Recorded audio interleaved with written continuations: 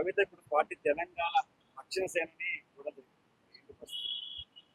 సరే, రాజకీయ పార్టీలు పెట్టుకునే స్వాతంత్రం అనేక మందికి ఉన్నది, అందులో కవిత కూడా ఉన్నది. అనేక మందితో పాటు కవిత కూడా ఉన్నది. కానీ కవిత కేసీఆర్ బిడ్డ అని మాత్రమే ఇప్పుడు ఆ బ్రాండ్ అయింది. లేకపోతే నా ఓటోడు పార్టీ పెడితే క్లిక్ కావడానికి చాలా సమయం పడుతుంది. నేను అటువంటి వెధవ పని చేయను కూడా. నువ్వు ఏ తండ్రి చాటుకైతే ఎదిగినవో, ఏ తండ్రి చాటుకైతే ఎదిగి రాజకీయ అరంగేట్రం చేసినవో, మీ తండ్రి ఈ స్థితికి కారణభూతురాలు అయినవో, కవిత కానీ కేటీఆర్ కానీ మీరందరూ కూడా ఏం చేసింలే అంటే, మీరు అమెరికాలో ఉండి ఉద్యమం నడిచినప్పుడు మీకు ఇక్కడ ఏం జరుగుతుందో తెలియదు. బతుకు తెరువు కోసం పోయిన మనుషులు మీరు. బతుకు తెరువు కోసం పోయిన వాళ్ళు ఇక్కడ బతుకు మంచుకున్నదని వచ్చిండ్రు వాపస్. ఇక్కడ బతుకు మంచుకున్నదని వాపస్ వచ్చి ఆనాటి ఉద్యమకారులు ఎవరైతున్నారో వాళ్ళందరినీ పటాపంచలం గావించి ఉద్యమాన్ని ఉధృతంగా నడిపించి దెబ్బలు పడ్డోళ్ళను, జెండాలు మోసిన వాళ్ళను, రక్తార్పణ చేసిన వాళ్ళను, ప్రాణాలు పోగొట్టుకున్న వాళ్ళను, వాళ్ళందరూ పుణ్యాన, వాళ్ళందరి రక్తార్పణ వలన 1200 మంది బలిదానాలు అయితే మీ ఫేస్ కనిపించింది, మీ నాయన ఫేస్ కనిపించింది. మీ నాయన ఉద్యమకారుడే, ఉద్యమంలో మొదటి కెప్టెన్గా వ్యవహరించిన మాట నిజం. కానీ ఆ వ్యవహరించిన వ్యవహారం యాడికి వచ్చింది?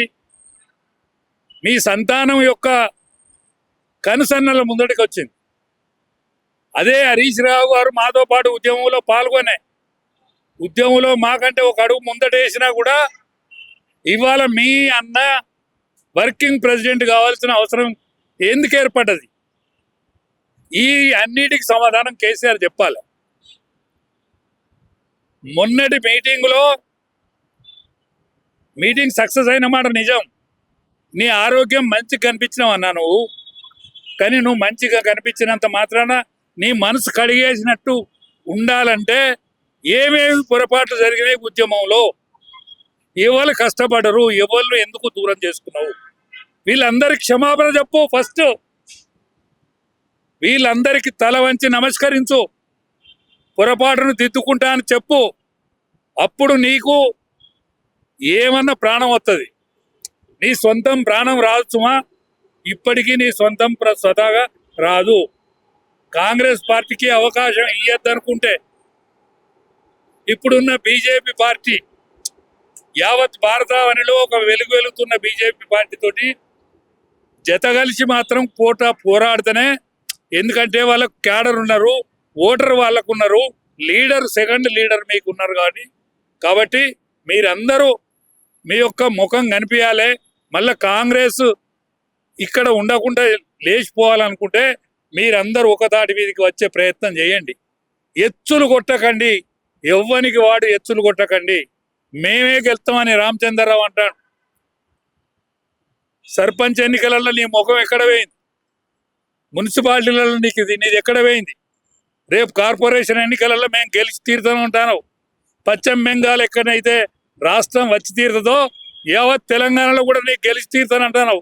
ఏం ముఖం పెట్టుకొని వెళ్తుంది? ఎక్కడ పోరాడినావు? ఎక్కడ పోలీస్ లాఠీ చార్జ్ దెబ్బలు తిన్నావు?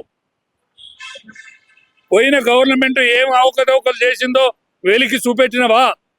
ఇప్పటి వరకు మీరు బయటికి కనిపించిండ్రా? మీ నాయకత్వం బయటికి కనిపించిందా? మీ నాయకత్వం బయటికి వచ్చిందా? ఇవాళ మీరు 16 మంది ఉన్నారే శాసనసభ ప్లస్ ఎంపీలు కలిస్తే 16 మంది ఉన్నారు. ఎమ్మెల్సీలో ఒక 2-3 ఉన్నారు. మీరందరు కలిసి మనిషికి ఒక జిల్లా తీసుకొని ఎప్పుడన్నా బయలుదేరిల్లా? మీకు ఎట్లా మీ ఎంబడొస్తుంది ప్రజలు మీకోసం ఎదురు చూసే మాట నిజం. ఆల్ ఇండియాలో యావత్ భారతదేశంలోనే నరేంద్ర మోడీ గారి పేరు కనక మోగుతా ఉన్నది. మోడీ గారి దెబ్బతో మీ ముఖం కనిపిస్తుంది తప్ప మీ ముఖం చూసినోడు లేడు. మీరు కష్టపడ్డది లేదు. అందుకనే ఇప్పటికైనా కష్టపడండి.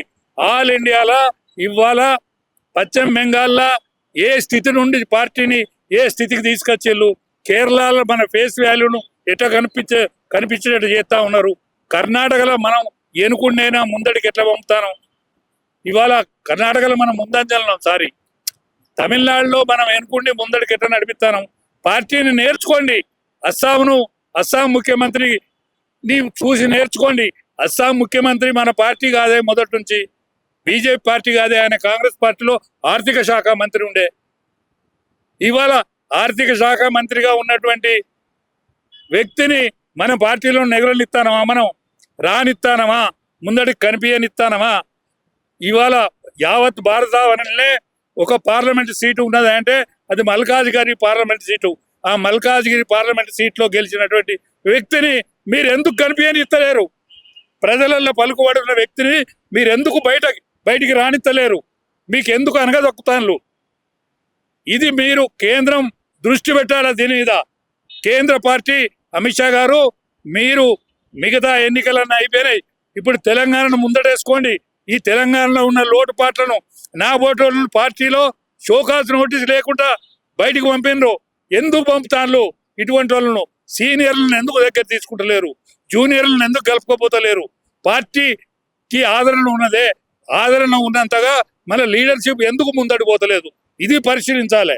అమిత్ షా గారు కానీ, నరేంద్ర మోడీ గారు కానీ, నేను ఏ వేదిక లేక ఇవాళ సోషల్ మీడియా పుణ్యంగా నేను భావించి నేను మీ అందరితో రిక్వెస్ట్ చేసి యావత్ తెలంగాణ ప్రజానీకాన్ని నేను వేడుకునేది ఏంటంటే, రాబోయే రోజులు కాంగ్రెస్ పార్టీ కండెగూకినట్టు ఊపుతా ఉన్నది యావత్ భారతవనిలో.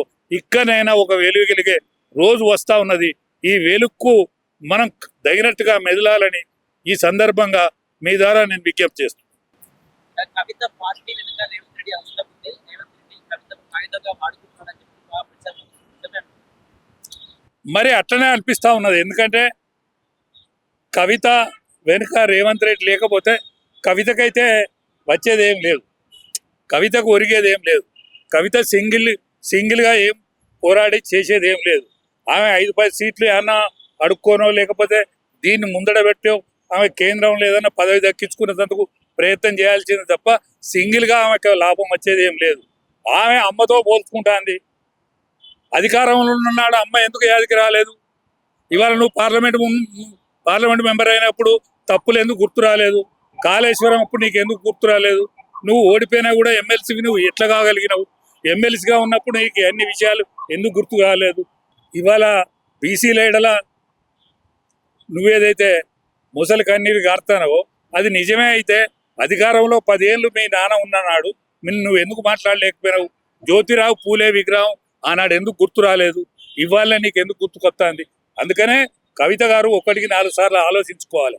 మన మీద మనం 1 ఏళ్ళు చూపెడితే మిగతా 4 ఏళ్ళు మనం ముఖాన చూపెడతాయి. కాబట్టి మనం ఏదన్నా మాట్లాడితే నలుగురు మెచ్చేటట్టు ఉండాలి, మెచ్చుకునేటట్టు ఉండాలి, మాట్లాడే మాటకు వాల్యూ ఉండాలి అనుకుంటే నీతికి నిజాయితీకి మీరు చాలా దూరంగా జరిగిండ్రు.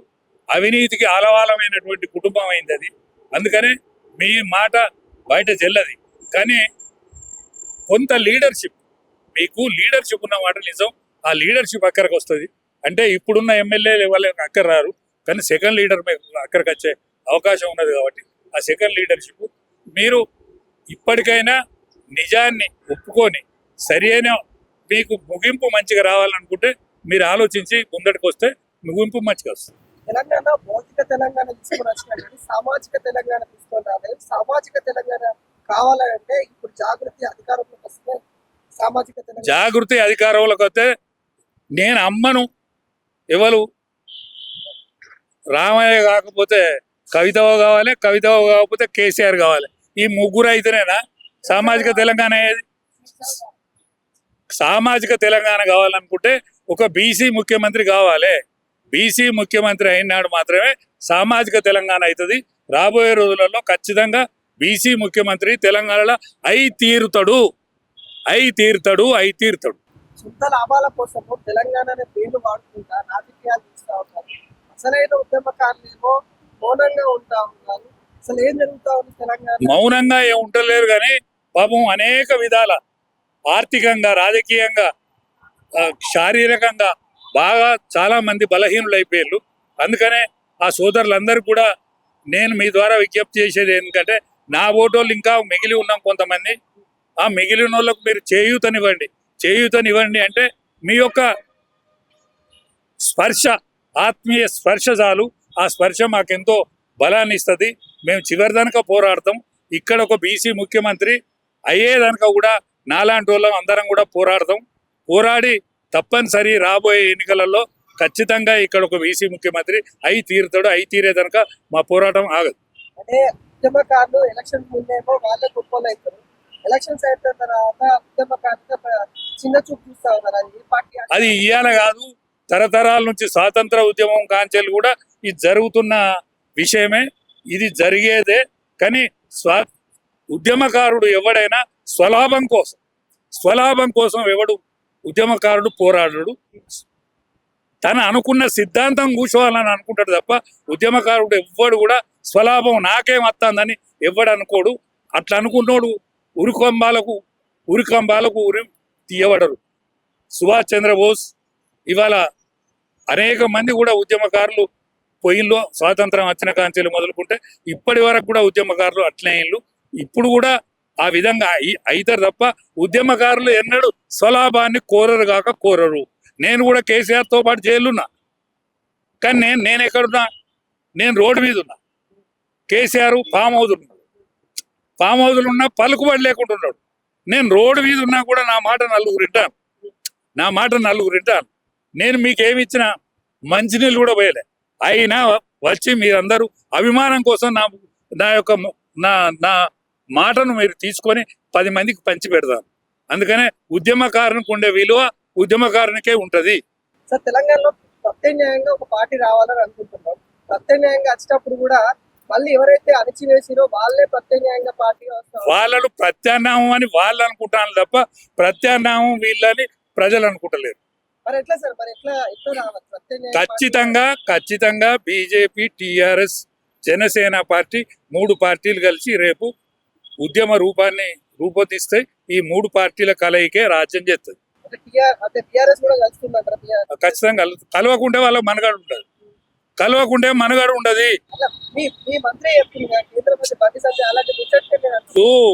బండి సంజయ్ గారు ఎదిగిన మనిషి, కానీ ఎంతైతే ఎదగాలనో అంత ఎదుగుతలేడన్న బాధ.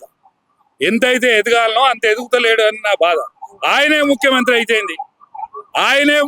అయితేంది. నోటికి వచ్చినట్టు మాట్లాడద్దు కదా. ఆ స్థాయికి పోయినోడు ఎట్లయితే మలుగుతుంది తెలంగాణ అని అనుకోవాలి కదా. ఆ స్థాయి ఎట్లొస్తుందో ఆ స్థాయి ఇప్పుడు ప్రజామోదం కావాలి. ఇంకా స్థాయికి ఇంకా నువ్వు మంచిగా మెదిలితే నీకు ఇంకెంత మంచి జరుగును. నేను ఇట్లా మెదిలినా కూడా నేను మంత్రినైనా, నేను ఇట్లా మెదిలినా కూడా నేను పార్లమెంట్ మెంబర్నైనా, ఒక్కసారి కాదు 2 సార్లు పార్లమెంట్ మెంబర్ చేస్తాను. చచ్చుకుంటా వీళ్ళే నన్ను ఏదైనా చేస్తారనుకో పొరపాటు. సామాజిక సమీకరణే అవసరాలే. ఇప్పుడు పార్టీలు ఒక్కటి కావు, ప్రజలు ఒకటైనప్పుడు పార్టీలు ప్రజలను అనుసరిస్తాయి. ప్రజలు ఒకే తాటి మీదకి వస్తున్నప్పుడు పార్టీలే ప్రజలు ఏమనుకుంటారో అది అనుసరిస్తాయి. ఇది ఇవాళ కాదు, 1978 జైల్లో జనతా పార్టీగా ఆవిర్భవించింది. దాన్ని ఎవరు చేసిండ్రు? జైల్లో జనతా పార్టీ ఆవిర్భావం జరిగింది. ఇందిరాగాంధీ ఓడిపోతుంది అనుకోలేదు. ఇందిరాగాంధీ కాదు, సంజయ్ గాంధీతో యుక్తం ఓడిపోయింది. అందుకనే ప్రజలు నిర్ణయిస్తారు. ఇక్కడ ప్రజాస్వామ్యానికి ఉండే విలువ యావత్ భారతదేశంలో తెలంగాణలో ప్రజా చైతన్యవంతమైన అటువంటి స్టేట్ యావత్ భారతం అనేది లేదు. ఈ స్టేట్ను ఎవ్వరు కూడా ఉద్యమాన్ని అంచలేరు. ఇక్కడి ఉద్యమం 1000 ఏళ్ల బానిసత్వం, 75 ఏళ్ల స్వాతంత్రంలో ఇక్కడ నేర్చుకున్న పాఠాలు ఎక్కడ కూడా నేర్చుకోలేదు. అందుకనే ఈ తెలంగాణ దిక్చూజ్ అవుతుంది యావత్ భారతావనికి. తెలంగాణకి నరేంద్ర మోడీ వస్తా ఉన్నారు, కానీ బీజేపీ నేతల్లో కొంత అంతర్గత విభేదాల వల్ల నేతల్లో కొంత ఒక అలజడి జరుగుతా ఉందనే వార్త. అంటే ఒకే తండ్రికి పుట్టిన వాళ్ళ మీద ఒకే తల్లి కడుపులో పుట్టిన వాళ్ళకు కూడా అభిప్రాయ భేదాలు, రంగులు, రుచులు, వేర్వేరు విధాలు ఉంటాయి. ఈ ఒకే పార్టీ ఒకే తీరుగా ఉండాలని ఏం లేదు. కానీ యావత్ భారతావనిలో ఉన్నటువంటి పార్టీ ఇవాళ ప్రపంచ దేశాల సరసన ఇవాళ భారతదేశం నిలబెడతానంటే నరేంద్ర మోడీ కారణం. నరేంద్ర మోడీని తయారు చేసిన నాయకత్వం పటిమ ఏదైతున్నదో యావత్ తెలంగాణను కూడా అభిప్రాయ భేదాలు ఎన్నున్నా వాటన్నిటి కూడా అనగదొక్కి ముందుకు నడుపుతుందని నేను విశ్వసిస్తానా. అంటే తను తెలంగాణకి వస్తుంది, నరేంద్ర మోడీ తెలంగాణకి వస్తా ఉన్నారు, పర్యటనలో మీటింగ్ కూడా ఉండబోతా ఉంది. దాన్ని ఎట్లా చూస్తా ఉన్నారు? బీజేపీ నేతల్లో కొంత భయం అయితే కనిపిస్తా ఉంది. మరి ఆ భయం ఎందుకు వస్తుందంటే అంటే వాళ్ళు ఏమైనా పొరపాటు చేస్తే తప్పనిసరి భయపడాలి కదా. పొరపాటు చేసినోడు ఎవడైనా భయపడతాడు, పొరపాటును సెటిలైట్ చేసుకుంటాడు. రాబోయే రోజులు ఖచ్చితంగా ఇక్కడ బీజేపీ మంచి రోజులు వస్తాయి. ఇక్కడున్న నాయకత్వంకు మంచి రోజులు రావాలని ఉన్నా లేకున్నా ప్రజలలో ఉన్నది కాబట్టి మంచి రోజులే వస్తాయి. అంటే రాజయ్య లాంటి నేతల్ని పక్క పెట్టడం పొరపాటు కాదు సార్. రాజయ్యను పొరపాటు పెట్టచ్చు, రాజయ్య నేచర్ను పొరపాటు పెట్టలేరు. రాజయ్యను పక్కకు పెట్టినంత మాత్రాన రాజయ్య నేచర్ ఏదైతున్నదో, రాజయ్య కడుపులో ఉన్నటువంటి నేచర్ ఏదైతున్నదో అది దాన్ని పక్కకు నెట్టే అధికారం ఎవరికి కూడా లేదు. ఇటువంటిది ఒక్క రాజయ్య లోపల లేదు, అనేక మంది లోపల ఉన్నది కాబట్టి ఖచ్చితంగా ఇది వచ్చి తీరుతుంది. ఎట్లా ఇప్పటికీ దేశంలో ఎగ్జిట్ పోల్స్ అన్ని బయటకు వస్తున్నాయి. 3-4 దేశాలలో కూడా బీజేపీ హవా నడుస్తూ ఉంది. ఎట్లా ఉంటుంది ప్రత్యామ్నాయంగా భారతదేశానికి బీజేపీ? ఇంకొక 30 ఏళ్ళ దాకా బీజేపీ ఉంటుంది. 30 సంవత్సరాల ప్లానింగ్ ఉన్నది. 35 ఏళ్ళ యువకుడు యావత్ ఆల్ ఇండియా బీజేపీ ప్రెసిడెంట్ ఏ పార్టీకైనా ఉన్నాడా? 56 ఏళ్ళ యువకుడు కాంగ్రెస్ పార్టీకి ఉన్నాడు. 56 ఏళ్ళ యువకుడు కాంగ్రెస్ పార్టీ నేత, 45 ఏళ్ళ యువకుడు బీజేపీ నేత. అంటే 30 ఏళ్ళ ప్రణాళికతోటి బీజేపీ ఉన్నది కాబట్టి ఖచ్చితంగా ఈ బీజేపీ నాయకత్వం, తెలంగాణలో ఉన్న నాయకత్వం కూడా నేను దయచేసి చెప్తానా, ఇప్పటికైనా నేను దయచేసి చెప్తానా, మేము రిక్వెస్ట్ చేసి చెప్తానా, మీ లోపల ఉన్న మలినాన్ని కడిగేసుకోండి. మీరు ఇతర రాజకీయ పక్షాలను కూడా కలుపుకొని మీరు పెద్దన్న పాత్ర వహించాలి. పెద్దన్న అంటే పెద్దన్న కాదు, పెద్ద మనసుతో వ్యవహరించాలి. వ్యవహరించినోడే పెద్దన్న అవుతాడు. పెద్ద మనసు ఉంటే పెద్దన్న అవుతాడు తప్ప పెద్దగా ఉంటున్నావు, ఎత్తుంటున్నావు, పొడుగుంటున్నావు పెద్దన్న కాడు.